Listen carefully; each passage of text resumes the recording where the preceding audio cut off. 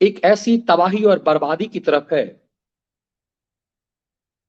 कि इन सांपनाथ और नागनाथ दोनों को नाथने का प्रयोग चल रहा है क्या? लालू प्रसाद यादव ग्रुप डी की नौकरी देते थे तो गरीब गुरबों से उनकी जमीन लिखवा लिया करते थे। आईआरसीटी घोटाला अलग केस है, जरा समझिएगा इसे। 5 मामलों में सजा याफ्ता अपराधी लालू प्रसाद यादव इलाज के नाम पर स्वास्थ्य लाभ ले रहे हैं। अब स्वास्थ्य लाभ क्या ले रहे हैं, जरा इस चीज को समझिएगा और इस पर कैसे मेरा भरोसा बढ़ता है कि आपको अपने कर्मों की सजा तो मिलती है। लालू को देख करके हम समझेंगे कि ईश्वरीय न्याय क्या होता है। इसीलिए आज इस बिहार की व्यवस्था से इस कई मानवीय पहलू को समझेंगे और भ्रष्टाचार और लूट करके, बेईमानी करके आप कहां जाते हैं, जरा इसको भी समझने की कोशिश करेंगे। लालू की पूरी राजनीति पिछड़ों के ऊपर रही है। एक जाति विशेष के नेता धीरे धीरे बन गए, लेकिन उस जाति के लिए भी कुछ नहीं किया। लालू प्रसाद यादव ने सिर्फ ऐसा लगा कि अपने परिवार वालों के लिए ही किया। अब उस लालू की दुर्दशा से समझेंगे। एक लालू ने खुद ही एक वीडियो जारी किया है शरद यादव के मृत्यु पर, और वहां से हम इस चीज को समझेंगे कि लालू प्रसाद यादव जिसका आतंक होता था, संसद में जब वो बोलते थे तो आडवाणी जैसे कद्दावर नेता को जलील करते थे। आदमी का जब अच्छा वक्त होता है, जब अयोग्य व्यक्ति का अच्छा वक्त होता है, कहते हैं कि समय, वक्त मतलब क्या है? वक्त आपके साथ है, समय आपके साथ है। समय कौन है? खुद भगवान है। मैं समय हूं। समय का मतलब कौन है? समय मतलब भगवान। और जब से व्हाट्सएप आया है तब से मेरा टैग लाइन, मेरे व्हाट्सएप पे जो लोग जुड़े हुए होंगे उनको पता होगा, उसका टाइम टैग लाइन है मेरा, आदमी का कि शब्द नहीं उसके वक्त बोलते हैं। किसी भी व्यक्ति, कोई भी दुनिया में बड़ा या छोटा नहीं होता, उसका वक्त बोलता है। जिस लालू यादव के को आपने देखा होगा कि सदन में वो सर पे जो पेशाब करने वाली जो आदत होती है वो थी। एल के आडवाणी को कई बार उन्होंने जलील किया। उनके जैसा मर्यादित व्यक्ति जिन्होंने अपने जीवन में शुचिता का प्रयोग किया, मुझे लगता है कि भारतीय राजनीति में यदि किसी एक दो लोगों को आज की तारीख में, यदि जो जीवित व्यक्ति में यदि किसी एक दो लोगों की इज्जत की जानी चाहिए, उसमें लाल कृष्ण आडवाणी है। आडवाणी जी ने पूरी जिंदगी ईमानदारी से जी है, चाहे वो चारित्रिक रूप से हो, आर्थिक रूप से हो। इतनी बड़ी राजनीति के काल कोठरी में आडवाणी जैसी शख्सियत आपको नहीं मिलेगा जिसने अपनी पूरी जिंदगी को ईमानदारी से रखा। वो वाजपेयी की तरह नहीं थे। वाजपेयी जी को लोग बहुत नाम लेते हैं, लेकिन वाजपेयी जी के जीवन में कई सारे दाग आए सामने में। उनके वैवाहिक कुमारे होने पर उन्होंने खुद इस चीज को स्वीकार किया कि मैं कुमारा हूं लेकिन ब्रह्मचारी नहीं। इससे उन्होंने बहुत कुछ कह दिया था। आडवाणी जी का पूरा पूरा जीवन जो है वो एकदम से भ्रष्टाचार से मुक्त। वो एक राजनीति का एक ऐसा शख्सियत जिसके ऊपर भ्रष्टाचार का आरोप एक लाल डायरी का लगा तो उस व्यक्ति ने संसद से रिजाइन दे दिया। ऐसी हैसियत किसी की रही नहीं। उस लाल कृष्ण आडवाणी को भरी संसद में लालू प्रसाद यादव जैसा छिछोरा मस्करा व्यक्ति मजाक उड़ाता था। हर किसी का अन्ना आंदोलन के को भी मजाक उड़ाना लालू यादव की आदत थी। अमित शाह जब बिहार गए थे तो एक बार लिफ्ट में फंस गए थे। लालू प्रसाद यादव ने अमित शाह का मजाक उड़ाया था, इतना बड़ा पेट लेके घुस चलता है अमित शाह तो लिफ्ट में फंसेगा ही। सोचिए, आज वो व्यक्ति देश का गृह मंत्री है, तो फिर लालू जैसे व्यक्ति का क्या होना चाहिए। अब जरा सा हम आपको बारी बारी से इस चीज को समझने की कोशिश करेंगे कि वक्त क्या होता है, फिर हम वहां से लेकर के चलेंगे। शरद यादव की 2 दिन 4 दिन पहले मृत्यु हुई। शरद यादव एनडीए में एक ऐसे चेहरा थे जिसको एनडीए के समय में उन्हीं से हम लोग जाकर के रिएक्शन बाइट लेते थे। व्यक्तिगत रूप से मेरा मानना है कि शरद यादव से बड़ा जातिवादी नेता बहुत कम हुआ। वो स्वर्ग चले गए हैं, स्वर्ग या नरक जहां भी गए हो, लेकिन मृत्यु के बाद कहा जाता है कि किसी के बारे में टिप्पणी नहीं करनी। लेकिन शरद यादव भारतीय, मेरी नजर में जितना मैंने उनको जाना, पत्रकारिता के दौरान, पार्लियामेंट कवर करने के दौरान, उनके पास जब भी रिएक्शनरी बाइट लेने जाता था, उनके नजदीक इर्द गिर्द जो है जातिवादी चक्कर हमेशा चलता था। वो घोर जातिवादी नेता थे और इसीलिए बड़ी चालाकी से, चूंकि उनसे कई बार पूछा गया कि मध्य प्रदेश में आप होकर के, एमपी के होकर के आप बिहार से चुनाव क्यों लड़ते हैं, उन्होंने कहा मध्य प्रदेश में जातिवाद का वो एजेंडा नहीं चल पाता है जो बिहार में चल पाता है। ये खुल करके वो बोलते थे। और वो बिहार में मधेपुरा से लड़ते थे, जो कहा जाता था रोम पोप का, मधेपुरा गोप का। लालू प्रसाद यादव के चक्कर में वो जीते, लेकिन बिहार में फिर उन्होंने लालू को हराया भी उसी जगह से। फिर लालू और शरद यादव में जबरदस्त टकराहट चली। शरद यादव के मृत्यु पर लालू यादव का एक बाइट आया, उसमें उनके उस अहंकारी, उनके उस छिछोड़ापनी, उनके उस विदूषक होने, भारतीय राजनीति का एक मस्करा होने वाले व्यक्ति का ये वीडियो देख करके आपको लगेगा कि क्यों मैं कहता हूं कि आदमी को चाहिए वक्त से डर कर रहे। आदमी को चाहिए वक्त से डर कर रहे, कौन जाने किस घड़ी वक्त का बदले मिजाज। लालू सिंगापुर में इलाज करा रहे हैं और अपने बेटी के यहाँ के साथ हैं, सिंगापुर के अस्पताल में कंटिन्यू हैं। और एक नवीनतम है, कई बार लगा जैसे सुनिए लालू यादव को। बोलने के मामले में, करने के मामले में, विचारों को रखने के मामले में, लेकिन लड़ाई का कोई दूसरा कटु बात नहीं रहता था। लाखों लाख अपने मित्रों को छोड़ करके हम लोग को पीछे वो उठ गए। मैं भगवान से प्रार्थना करता हूँ उनकी आत्मा को फिर शांति दे, शोक संतप्त परिवार को पूरा श्रद्धाएं दे देता हूँ।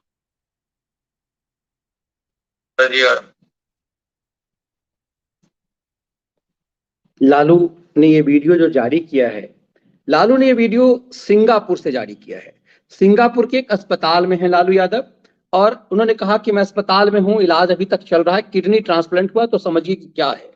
इस लालू यादव के चेहरे को देखिए, और मैंने क्यों आडवाणी जी का जिक्र किया, उस चेहरे को आप देखेंगे, आप याद करेंगे जब, तो आपको लगेगा कि ये लालू ये कैसा व्यक्ति था। आज इस लालू को इस कंडीशन में सीबीआई को अनुमति मिल गई है कि इस लालू यादव के खिलाफ जांच की जाए। 5 मामले में सजायाफ्ता अपराधी हैं लालू प्रसाद यादव, सजायाफ्ता अपराधी। और इस सजायाफ्ता अपराधी को इस देश की मीडिया ने ऐसा महिमा मंडन करता रहे कि चूंकि ये आदमी टीआरपी का था, ये आदमी विदूषक था।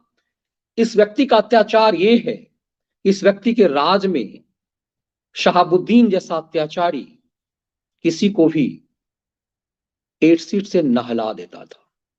मैं इसीलिए कहता हूं कई लोग, आप लोगों को कि टीवीएम जो है हमारा द व्यूज मीडिया चैनल, आप जरूर सब्सक्राइब कर लीजिए। उसमें चंदा बाबू वाली जो स्टोरी है, शहाबुद्दीन इसी लालू यादव के संरक्षण में पल रहा था। और उस लालू यादव ने क्यों जंगल राज लालू यादव के दौर को क्यों कहते हैं, लालू को शरद यादव की मौत हो गई, रामविलास पासवान की मौत हो गई, लेकिन लालू को यूं ही मौत नहीं आनी है। बहुत गंभीर बात मैं कह रहा हूं, लालू को यूं ही मौत नहीं आनी है। शरद यादव घोर जातिवादी थे, लेकिन शरद यादव ने वो अत्याचार नहीं करवाया है जो लालू ने करवाया है। लालू यादव के संरक्षण में पलते थे बिहार में शहाबुद्दीन और तस्लीमुद्दीन। शहाबुद्दीन एसिड में नहला देता था। फिरौती मांगने किसी के पास गया, आप बिजनेसमैन हैं, आपने फिरौती नहीं दिया, उठा करके लाया, एसिड में नहला दिया, गल गई आपकी बॉडी, कोई सबूत और साक्ष्य मिलना नहीं है। ये केस आज भी चल रहा है। और इस केस में चंदा बाबू वाली स्टोरी पूरा विस्तार समझने के लिए द व्यूज मीडिया पर चंदा बाबू वाली स्टोरी आप देख लेंगे कि शहाबुद्दीन क्या करता था। और उस शहाबुद्दीन को कुछ भी नहीं हो पाया, उसने लालू राबरी के राज में मौज लिया। और उसके बाद जब इस कुशासन बाबू की सरकार आई, नीतीश और लालू की फिर से दोबारा सरकार बनी, तेजस्वी के इन लोगों की सरकार बनी, तब 2016 में उसी शहाबुद्दीन को वो जमानत मिली। और उस शहाबुद्दीन ने एसिड से नहलाने वाले मामले में जो अहम गवाह था, जिसके 3 भाइयों को उसके सामने में नहला दिया गया था, एसिड से गला दिया गया था, उस मामले का एकमात्र गवाह जो था, उसकी हत्या फिल्मी स्टाइल में ट्रक से कुचल कर दी गई। सोचिए इसको कहते हैं जंगल राज। और यही कारण है कि पूरे देश में आज की तारीख में हर जगह इन्वेस्टमेंट अंबानी और अडानी कर रहे हैं, बिहार को अछूत मान रहे हैं, क्योंकि इसके पास प्रमाण है कि उस बिहार में कैसे जंगल राज था। जंगल राज का सबसे बड़ा जो प्रमाण है वो शहाबुद्दीन हुआ करता था और उसका संरक्षक थे लालू यादव। तो लालू यादव का जो हाल अभी आपने देखा है वो भी बहुत कुछ होना है।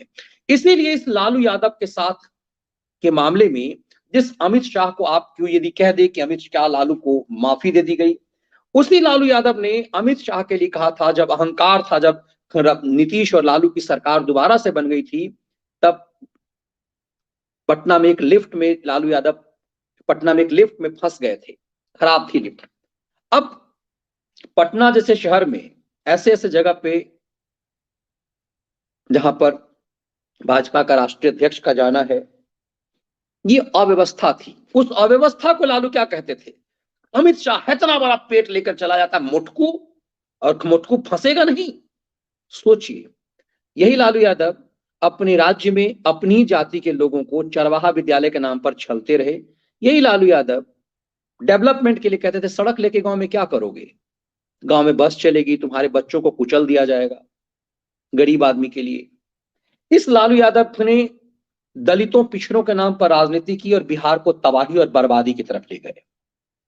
और उसके सालों का साधु यादव और सुभाष यादवों का आतंक ऐसा था कि बिहार में अपहरण उद्योग चलता था। बिहार में कोई उद्योग था नहीं तो अपहरण उद्योग चलता था। मैं ये भूमिका इसलिए बांध रहा हूं कि आज जो लालू यादव की स्थिति हुई है, ये लालू यादव क्या करते थे, एक चपरासी के घर में जब चीफ मिनिस्टर थे तो उन्होंने ऐसा माहौल बनाया था कि चपरासी के घर से ही मुख्यमंत्री रहेंगे। लालू यादव के बड़े भाई चपरासी थे और उसी घर से लालू यादव बिहार की सरकार चलाना चाहते थे। ये मैं अक्सर कहता हूं कि केजरीवाल का गंवाई संस्करण लालू यादव है, या यूं कहें कि लालू यादव का गंवाई संस्करण केजरीवाल है। मैं उसकी तुलना ऐसे करता हूं कि आपने यदि नदिया के पार फिल्म देखी होगी और हम आपके हैं कौन देखी होगी, तो दोनों की स्क्रिप्ट एक जैसी है, दोनों शादी का एक कैसेट है, लेकिन वो ग्रामीण परिवेश के शादी का कैसेट है और ये शहरी परिवेश का। तो केजरी एकदम से लालू स्टाइल का पॉलिटिक्स करता है और लालू केजरी स्टाइल का पॉलिटिक्स ग्रामीण स्टाइल में करते रहे।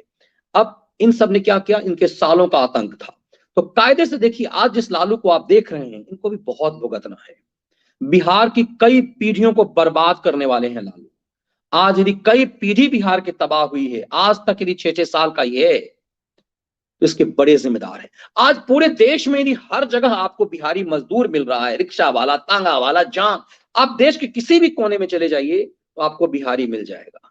नीतीश जैसे अपनी बेशर्मी से कहते हैं कि बिहार का मजदूर हर जगह है। ये शर्म की बात है, इन लोगों को शर्म कभी नहीं आई। ईश्वरीय न्याय आज हो रहा है और इन सबको भी मिलना है। अब जरा सोचिए कि क्या हो रहा है, धीरे धीरे ही सही सब कुछ हो रहा है। 5 मामले में सजायाफ्ता अपराधी हैं लालू। अब जिस मामले में जांच की हुई है उसमें यह है कि 4th ग्रेड की नौकरी देने के लिए जमीन छीन लेते थे और वो जमीन अपनी बेटी मीसा भारती, हेमा भारती, राबड़ी देवी, खुद अपने नाम पर इन्होंने जमीन ले ली शहर, अलग अलग शहरों में। ये वो मामले से अलग है जिसमें IRCTC घोटाला करते थे और लारा कंपनी, मतलब लालू राबड़ी कंपनी बना करके लालू यादव ये फर्जी कंपनी बना करके इसके डायरेक्टर राबड़ी और तेजस्वी को बना करके होटल्स को जमीन उपलब्ध कराया करते थे, या फिर होटल वालों को ठेका देते थे, IRCTC में ठेका देते थे। वो अलग केस है जो चल रहा है। ये एक नया मामला लालू यादव पर आ गया, इसमें तेजस्वी का नाम नहीं है। तब इस बात को अब समझिएगा कि खेल क्या हो रहा है। दरअसल चोर जोर से नहीं बोलेगा, राजनीति, अब भारतीय राजनीति उस दौर में है कि चोर जोर से नहीं बोलेगा। अब इस कंडीशन में लालू यादव के ऊपर इतने केस हैं कि अस्पताल से ताल्लुक अरेस्ट करके तो डाला नहीं जाएगा, तो क्या होगा। लालू यादव तो खुद अब एक व्यक्ति जो इस लायक भी नहीं है कि ठीक से कैमरे पर बाइट दे सके, अस्पताल में सोचिए किडनी ट्रांसप्लांट हुआ है तो सालों रहना है अभी वहां पे। ऐसे कंडीशन में लालू को अरेस्ट करके जेल भी नहीं भेजा जा सकता, तो क्या होगा, कुर्की जब्ती, इन लोगों की संपत्ति जब्त होनी है। अब ये प्रेशर किसके ऊपर है, तेजस्वी पर।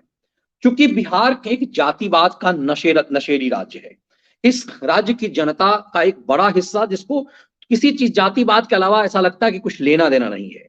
अब कल्पना कीजिए कि आप जब दिल्ली में किसान आंदोलन हुआ तो मीडिया पर इसका इतना बवाल मचा, लेकिन बिहार के बक्सर में घर में घुस करके किसानों की कुटाई की गई, ठुकाई की गई, लेकिन नेशनल मीडिया ने इसे मुद्दा ही नहीं बनाया।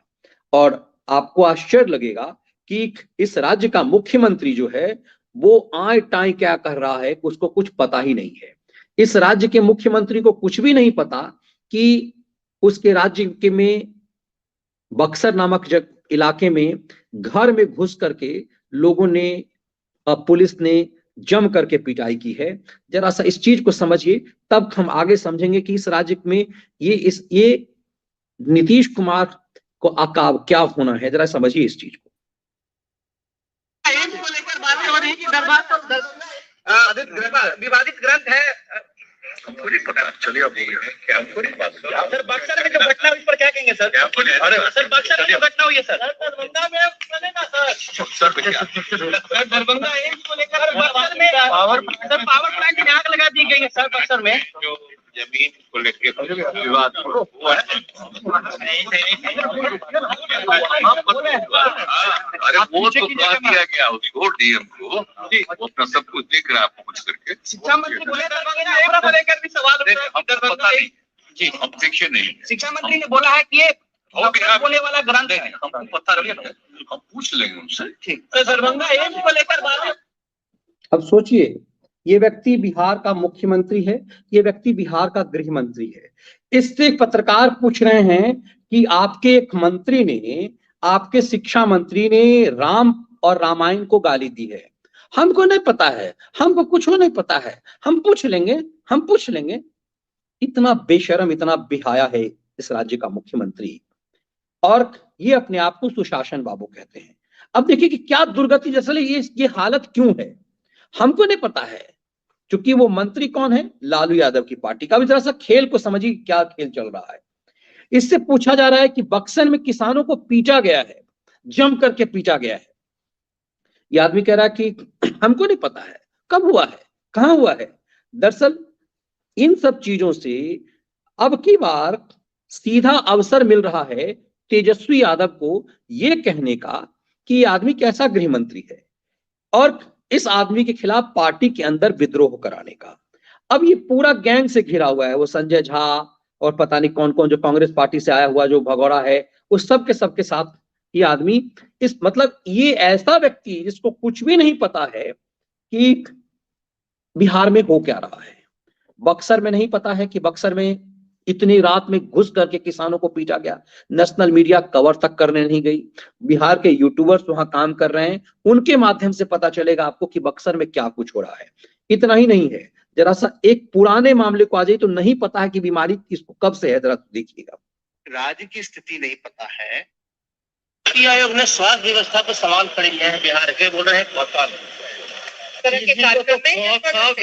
ABCD का ज्ञान नहीं रहता है।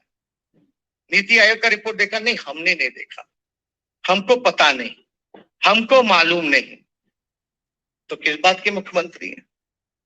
आपको अपने राज्य की स्थिति नहीं पता है। नीति आयोग ने स्वास्थ्य व्यवस्था पर सवाल खड़े किए हैं बिहार के, बोल रहे हैं ABCD का ज्ञान नहीं रहता है। नीति आयोग का रिपोर्ट देखा नहीं, हमने नहीं देखा, हमको पता नहीं, हमको मालूम नहीं, तो किस बात के मुख्यमंत्री हैं? अब देखिए, पता नहीं, हमको नहीं पता, हमको नहीं मालूम, ये सब बीमारी ऐसा नहीं है कि नीतीश को नहीं पता है। अब नहीं पता का देख लीजिए आलम, एक और देख लीजिए कि ये पटना में छात्रों की पिटाई हो रही है। ये पटना में वो छात्र हैं जिनको नौकरी चाहिए थी, नौकरी मांगने नहीं गए थे। ये सब एग्जाम, बीपीएससी का एग्जाम और एसएससी का एग्जाम लगातार कैंसिल हुआ तो छात्रों ने प्रोटेस्ट किया। इस राज्य के मुख्यमंत्री से पूछा गया कि पटना में छात्रों की पिटाई हुई है, जरा सा इस चिरकुट को सुन लीजिए।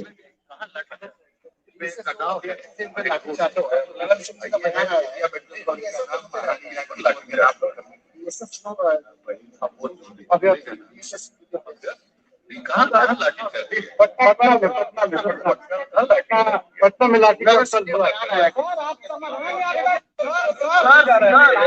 सोचिए, ये आज की बात नहीं है। इस हर वक्त हमको नहीं पता है कहां हुआ है। अब ये बात तेजस्वी यादव याद दिला रहे हैं, पुरानी बात उनकी वायरल हो रही है। तब ये पता चलता है कि दरअसल नीतीश कुमार ये नहीं पता है ये बीमारी पुरानी है। अब हमेशा से इन्हें लगा कि ये सत्ता का इस तरह का सदुपयोग उपयोग कर लेंगे, इसीलिए तेजस्वी अब इनको जलील करवा रहे हैं। तेजस्वी जलील क्या कर रहे हैं? सुधाकर सिंह जगदानंद सिंह के बेटे हैं। सुधाकर सिंह आरजेडी के प्रदेश अध्यक्ष हैं और उस सुधाकर सिंह लगातार नीतीश कुमार को जलील कर रहे हैं। शिखंडी कह रहे हैं, बेशरम कह रहे हैं, बेहाया कह रहे हैं। कौन है वो? आरजेडी के एमएलए हैं, सहयोगी पार्टी के एमएलए हैं। कुछ दिन पहले तक मंत्री रहे, मंत्री से इनको ने हटवा दिया गया। अब ये लगातार नीतीश कुमार कह रहे हैं कि उस पर सुधाकर सिंह पर कार्रवाई हो। सुधाकर सिंह जगदानंद सिंह के बेटे हैं तो कार्रवाई तो बनता है, लेकिन सुधाकर सिंह कह रहे हैं कि यदि कार्रवाई करना, हम यदि जो कुछ भी बोल रहे हैं तेजस्वी यादव की सहमति से बोल रहे हैं, इसका मतलब है कि तेजस्वी यादव ने अपने पार्टी अध्यक्ष के बेटे के माध्यम से नीतीश की जलालत शुरू कर दी है कि 32-34 व्यक्ति के साथ इस ढंग से तुम चीफ मिनिस्टर बने हुए हो। अब तब आपको समझ में आएगा कि तेजस्वी यादव के नीतीश कुमार की पार्टी का सांसद विधायक लल्लन सिंह कहता है कि क्रूज जो गंगा नदी में से होते हुए जो ब्रह्मपुत्र नदी में जा रही है उसको हम बिहार में घुसने नहीं देंगे, बिहार में घुसने नहीं देंगे। अब वो बिहार में घुस चुकी हुई है, पटना पहुंचने वाली है क्रूज वो। अब सोचिए तेजस्वी यादव ने क्या कहा कि बिहार के लिए वरदान है, गंगा नदी में सबसे लंबा जो है ये क्रूज बिहार में चलेगा, बिहार के मछुआरों को फायदा होगा। तो तमाचा किसके ऊपर है? ललन सिंह कौन है? राबड़ी देवी कहती थी कि ललन सिंह और सालाब जीजा का रिलेशन कहकर के मजाक उड़ाती थी। वो ललन सिंह कह रहे हैं कि फोकस मत मारो नरेंद्र मोदी और अमित शाह, यहां ये सब नहीं चलेगा, मछली मारिए और खूब खाइए, मस्त रहिए, बिजनेस कीजिए, ये सब नहीं चलेगा। तो एक भड़काने की कोशिश। अब इस पूरे प्रकरण को यदि आप समझेंगे तब ऐसा लगेगा कि नीतीश कुमार को इतनी आसानी से इस बार निकलने का अवसर नहीं दिया जाएगा। नीतीश कुमार के ऊपर जलालत ही नहीं, इन सब चीजों के लिए इन फ्यूचर एफआईआर की तैयारी हो रही है कि नीतीश कुमार के खिलाफ कार्रवाई होगी। नीतीश कुमार अब तक जो है जेल का स्वाद नहीं लिए हैं, तो वो सब चीजें होंगी। लेकिन इस पूरे प्रकरण ने बिहार के ऊपर एक तमाचा है कि बिहार कर क्या रहा है। और फिर कई बार उठता है कि इसी नीतीश को तो बीजेपी ने भी बनाया, इसी का फायदा इनने उठाया। लेकिन अब इस पूरी प्रक्रिया को यदि आप देखेंगे तो ऐसा लगेगा कि एक दांव नीतीश कुमार भी चल रहे हैं। नीतीश कुमार की सहयोगी पार्टी में हैं उपेंद्र कुशवाहा। कुशवाहा यूपीए एनडीए 1 में जब नरेंद्र मोदी की पहली सरकार थी 2014 से 19 वाली, उसमें केंद्रीय मंत्री थे उपेंद्र कुशवाहा। लेकिन इनको कुछ भ्रम हुआ, अब ये नीतीश के खिलाफ बगावत करते थे। नीतीश से 36 का आंकड़ा रखे हुए हैं। नीतीश कुमार ने पटना में इनकी जो सरकारी निवास है खाली करवाया, सामान उमान फिकवा दिया था। लेकिन बेबसी देखिए, नीतीश ने ऐसी चाल चली, इनको घुटने के बल लाया और अपनी पार्टी में शामिल करवा लिया और सपना दिखाया कि तेजस्वी के साथ हम तुम्हें डिप्टी सीएम बनाएंगे। उपेंद्र कुशवाहा को सपना दिखा दिया। कुशवाहा ने अपनी मीडिया के माध्यम से भ्रम फैला दिया कि हम डिप्टी सीएम बनेंगे। कि मतलब ये करके उपेंद्र कुशवाहा के माध्यम से नीतीश कुमार ने तेजस्वी पर एक दबाव डाला कि हम डिप्टी सीएम दूसरा भी बनाएंगे। अब इनकी औकात है कि तेजस्वी के पैरेलल में ये दूसरा डिप्टी सीएम बना देंगे। उपेंद्र कुशवाहा को मुंगेरी लाल बना दिया। अब ये उपेंद्र कुशवाहा खुल करके नीतीश कुमार के खिलाफ बोलने लगे हैं और जगदानंद सिंह के बेटे के लिए कहा कि जगदानंद सिंह के बेटे पर कार्रवाई होनी चाहिए, नीतीश कुमार का अपमान हो रहा है। नीतीश कुमार को अपने मान अपमान की चिंता नहीं है, लेकिन नीतीश की चापलूसी में उपेंद्र कुशवाहा अपने नीतीश कुमार के लिए के मान अपमान पे चिंता व्यक्त करने लगे। इस पूरे खेल में ये लगने लगा कि नीतीश अब कुशवाहा का भी इस्तेमाल कर रहे थे, तेजस्वी के सबका इस्तेमाल करना सिर्फ जानते हैं। और इस इस्तेमाल में वो यदि सबसे बड़ा बिहार को बर्बादी के पास कोई ले जा रहा है तो लालू यादव से भी बड़ा अपराधी नीतीश कुमार है। तब समझ में आता है कि लालू क्यों कहते थे कि इसके पेट में दांत है। पंडित जी लोग, इसके अंदर जो जातिवादी जहर है वो दूसरे में नहीं है, और ये नजदीक से जानने वाले इस बात को बेहतर समझते हैं। लेकिन इस पूरे प्रकरण से ऐसा लगता है कि सब कुछ ऐसा कुछ हो रहा है इस बिहार में। 10 लाख की नौकरी का लालच, आरक्षण का लालच, और उसके बाद एक जातिगत जनगणना का फरेब। उम्मीद की जानी चाहिए कि सुप्रीम कोर्ट में यह मामला फुस हो जाएगा और नीतीश का छलावा बिखर जाएगा। ये जितना जल्दी हो सके उतना ज्यादा जरूरी है। और इस पूरे प्रकरण में राज्य के गृह मंत्री होने के नाते नीतीश कुमार पर गंभीर कार्रवाई बनता है, और यह डर सिर्फ लालू प्रसाद यादव के लिए नहीं। राज्य में किसानों के साथ इस कदर अत्याचार, उसकी पिटाई हुई, क्या इसके लिए नीतीश जिम्मेदार नहीं है? छात्रों के साथ भविष्य खेलने के लिए क्या नीतीश जिम्मेदार नहीं है? जिस राज्य में नीतीश के दौर में दुशासन के नाम पर इस राज्य में बीपीएससी का एग्जाम कई सालों बाद होता है। लालू के जंगल राज के खिलाफ खड़ा हुआ ये व्यक्ति बिहार में पिछले 17 साल में शिक्षा व्यवस्था नहीं सुधार पाया। 5-5 साल में ग्रेजुएशन की डिग्री 6-6 साल में बच्चों को मिल रही है। ये बदहाली ये बताता है कि नीतीश ने सत्ता की चाहत में क्या कुछ करवा दिया इस राज्य में। और अब अंदर खाने जो खेल चल रहा है, उस साफ लग रहा है कि तेजस्वी नीतीश को जलालत के उस स्तर तक ले जाना चाहते हैं कि वो कुर्सी छोड़ करके खुद भाग जाए। और जिस दिन वो कुर्सी छोड़ करके खुद भागेंगे, उसके बाद नीतीश के ऊपर आपराधिक मामले दर्ज होंगे। लेकिन क्या तेजस्वी के ऊपर होंगे? ऐसा लग रहा है कि आपको इस तरह के मामले में छल और एक बड़े धर्म युद्ध के लिए बड़ी प्लान से चलना पड़ता है। तो क्या इस धर्म युद्ध एक तरह से बिहार की रक्षा के लिए, बिहार को तबाही से बचाने के लिए धर्म युद्ध में अमित शाह कोई बड़ा दांव खेल रहे हैं? ऐसा क्यों है कि कई बार ऐसा लग रहा है कि तेजस्वी को क्या कोई ढील दी जा रही है? क्यों नीतीश कुमार की पार्टी के नेता मोदी के उस प्लान के खिलाफ बोलते हैं और तेजस्वी उसे जस्टिफाई करते हैं? पिछले कुछ दिनों में एक खेल ऐसा लग रहा है कि बिहार में महाराष्ट्र के स्तर पर एक बड़ा गेम प्लान चल रहा है। बिहार के हित में ये बहुत जरूरी है। और ऐसा लगने लगा है कि लालू जैसे भ्रष्टाचार के में सजा याफ्ता अपराधी नीतीश के अपराध के सामने में